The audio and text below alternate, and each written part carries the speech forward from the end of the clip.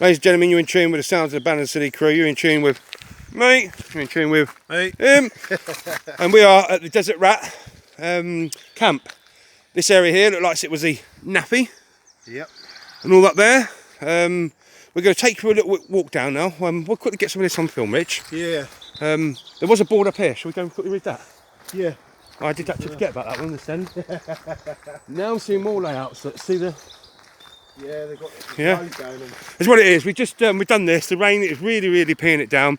It's really hard. As soon as we're about to go and leave, it calms down on us. So there you go, look. Cromwell There's a tank. And the Remy was here as well, obviously, to fix everything. Electrical Royal Mechanical Engineers. So that's up there, ladies and gentlemen. Yeah. We'll give you a bit of the idea of some of them buildings I see it showing you earlier on. I was going to read this first paragraph out, just so they've got each regimental location, the tanks were positioned in tank parks. The Cromwell tanks had been made in the factories of the Birmingham Railway Carriage and Wagon Company, and then by Leyland and fitted with Rolls-Royce Meteor engines, which were actually modified Merlin Spitfire engines. There you go. Delivery to this camp began on the 1st of February 1944, and so the Desert Rats was the first service units to take Cromwell tanks into action on Gold Beach, Normandy on D-Day, 6th of June 1944. Sorry. So just a brief description there. Yeah. There's Nissan Huts, everybody. I know everybody gets and says them wrong half the time and reckons they're cars. But this is a Nissan. I still say them wrong. Yeah, so do I, even though I've know about it. Museum, which is open to appointment. Yeah. So, which is pretty cool to see them. William Bill. We will remember them. But that's the, well, I'll tell you what I'm going to do here. I did it a minute ago, taking pictures. Hopefully it'll still work for, there you go. Gives you a bit of an interrupted view without the, oops. Desert Rats parking only there. Oh, well, you know what I mean?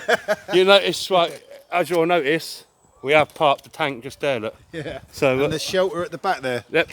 There you go, look, Richie's pointing out that shelter at the back.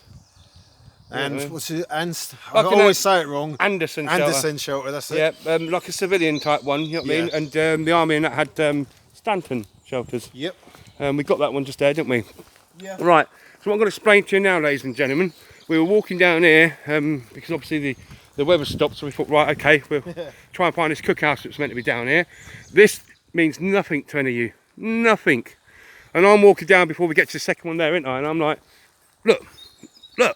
You know what I mean? I've automatically... Like little craters, don't they? They look like little craters, and because it had like a little door entrance, I was like, this is like, well, you can see one just here. Just that bit just there. You know what I mean? It's a little bit of a dip, but this will explain it more. I found this first one when I was looking at it, and I looked, and then I looked back and back and back and back and back and back, and realised this path is obviously the old camp path and everything like that. And I started saying, and this one, look, the concrete and everything. Yeah. And I turned around and said to Richie, you know what I mean? And then we go read the sign, and it's the accommodation area. So where you see all this, ladies and gentlemen, we'll walk in because it'll show you it's got concrete floor and everything, you know what I mean? There you go, look. There you go. And yeah, so there's one here. Actually, we'll just take a little. Yeah. Ooh, One. There's one just there, and a Bigfoot shelter. I'm glad you got that in, thank you. So there's one there, ladies and gentlemen. Yeah, and then you'll see, there's another one there, and because there are multiples, I'll just show you. Yeah, there's another one just there. There's another one over there. There's one just there. See the way they were all at different angles. There wasn't uniforms, yeah? And there was clearly one just there, ladies and gentlemen. We'll go out now and get this accommodation thing here for you. Must have been about, what, 13, 14 here, I'm guessing by the looks What of we it. can just see now, just in a small area, I suspect there's probably a lot more than that, but... It's amazing how this is all growing up, though. Yep. Trees and stuff as well. There it goes. This is where billet would have been, ladies and gentlemen. So we're in the communal area because you have the nappy and everything like that. The cookhouse is somewhere down there. We've not been there yet. This side, Richie, doesn't seem to be a lot of disturbance. No. Right. So there you go. You know what I mean? Yeah, so saying across the track is the uncovered base, just pointed out. Yep. One of the Nissan Huts. Nissan Huts were standard army accommodation and were prefabricated buildings of corrugated steel in the shape of a half cylinder. They're designed by Peter Norman, Nissan, 1817-1930, a British Army officer and mining engineer. They're in different whips depending on their use. I won't read everything out because we'll be here a long time otherwise. But the concrete bases of the Nissan Huts remain within the forest area. Their layout has been mapped by John Cracknell, who was a civilian worker on the camp during the time of the desert rats were in occupation. You know, it's on the picture as well, like all the bikes. To get about all around the yeah, place. that's it. So there you go. Obviously, I can see more of them now. There's clearly a lot more.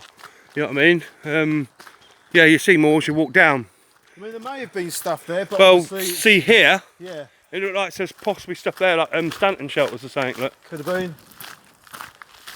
been. But yeah, we'll have a. I don't think this cookhouse survives, mate. I've noticed a massive Bigfoot shelter over there. I see loads of them around here. That, yeah, people have done. Well, yeah. Depending on which way you look at it. Anyway. So, this is the cookhouse. There you go. This is the cookhouse. It's gone. Yeah. See all the other. See them again? Yeah. Where the. And there's one there. Look, and one here. They must go through out there. Yeah. All right, ladies and gentlemen. I'll just give you. Go on, then, Richie. Do you want to? Across the original roadway, which is in front of you, was the cookhouse, the mess hut and the medical hut. After collecting his meal, typical example shown on the right, at the cookhouse door, each soldier went to sit at the trestle table in the adjacent mess hut. Supplies came from Central Army depots and were brought in lorries to High Farm Diglington, from where they were distributed. I love that name, Diglington. The cookhouse was staffed by regimental cooks, supervised by attached Army catering corps personnel who retained their separate identity and wore their own cap badges. The orderly officer and sergeant, as shown in the illustration top right, came round to check any complaints. Each soldier had his personal knife and fork, mess tin and enamelled mug used for every meal. There you go, that's the guy he's on about there. So yeah. Where did you get up to? Right. Yeah, just all here, British Army regiments on an active service have a doctor on a permanent attachment during World War II. The doctor and his medical staff, usually members of the regiment, trained, which is true, combat medics and stuff, trained by the doctor, would accompany the regiment at all times. Their duties would include setting up medical rooms when in camp, operating as normal GP, or operating close to the front line. When the regiment was in action, an armoured half-track vehicle shown above would have usually used to treat the wounded and sick soldiers, returning to them the duty of passing them back to those to hospital for further treatment. I like that. Breakfast 7 to 8 am, porridge, bacon, sausages, eggs, toast, tea. Yep. The main meal was meat and 2 vegetables, rice or tapioca, baked or steamed pudding. That actually don't sound too bad actually, it's making me hungry. Army food was good, mate. Yeah. I loved it. Tea, bread, jam, occasionally baked beans on toast, tea to drink. Yeah. Yep. Now I've got stomach rumblings. So obviously, ladies and gentlemen, Richie can get a few pictures of that. That was just here. There is the road. Yep. The cookhouse would have been somewhere in there. Unfortunately, a lot of this is gone.